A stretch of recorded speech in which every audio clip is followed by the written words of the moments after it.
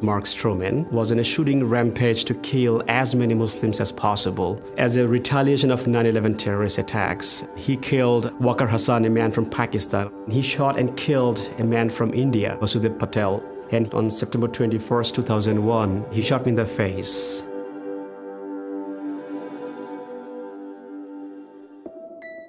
As a child, my impression about USA was it's a great country, beautiful country.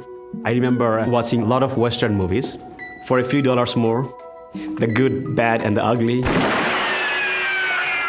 It was a dream that one day I should visit the wild, wild West and see all those things. After graduating from a military school in Bangladesh, I went to Dallas and loved it. Worked pretty hard, and within like a month, I was working as a clerk in a gas station. It gave me an opportunity to get to know the people, to learn the culture. I moved to Dallas May 2001, 3 months before the 9/11 terrorist attacks. 10 days after 9/11, I was behind the counter. A customer walked in. He was holding a double-barrel shotgun, pointing at my face. I said, "Sir, here is all the money. Please do not shoot me." And then he mumbled a question, "Where are you from?" I was confused, and I said, "Excuse me?" As soon as I said, "Excuse me," he pulled the trigger. I felt it first like a million bees stinging my face, and then I heard the explosion. Frantically, I placed both palms on my head, thinking I had to keep my brain from spilling out. I felt that my time was up. Images of my mother, my father, my siblings, and my fiancé appeared one after another one. And I was begging God, do not take me today. 10 days after 9/11, Stroman went on a shooting spree. Mark Stroman, a white supremacist, wanted revenge and shot 3 clerks who he thought were Muslims. Here in America, everybody was saying, let's get them. 2 of his victims died. Stroman was convicted of murder and sentenced to death. I went to Hajj in 2009 with my mother. During the pilgrimage, she was rubbing on my face. She was crying, and I heard my mom telling God that whatever my son wants to do with this life, help him. In my faith, in Islam, it says that saving a life is like saving the entire mankind.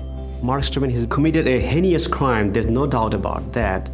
But all the good things I was taught inspired me, go and do the right thing.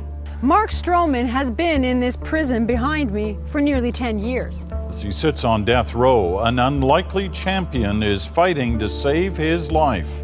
Bhuiyan will be partially blind for the rest of his life because of his injuries, but he wasn't interested in eye for an eye justice. I went to the U.S. Supreme Court asking for clemency for Mark Stroman, went to the U.S. Federal Court, went to the U.S. State Court of Texas. For this man to forgive me, which I've done the unforgivable, for him to come forward the way he did, it speaks volume. It speaks volume for the human race. He wrote a long letter to me. He said that my stepfather taught me some lessons that I should have never learned. I have unlearned some of them, and I'm still unlearning some of them. I don't know who your parents were, but it is obvious they are wonderful people to lead you to act this way, to forgive someone who is unforgivable. On the day he was executed, he put my name on a list of people that he would like to talk. As soon as he came on the phone, I said, "Mark, you should know that I never hated you. I forgave you." And he said, "Rais, I love you, bro." It's the same person. 10 years back, his heart was filled with hate and ignorance. But when he came to know me, he saw me as a human being. He was able to tell me that he loved me, and he called me brother. Today, I am the founder and president of a nonprofit called World Without Hate, educating people about the transformational power of mercy and forgiveness, based on a hope that we can build a better world. A world without violence, a world without victims, and a world without hate.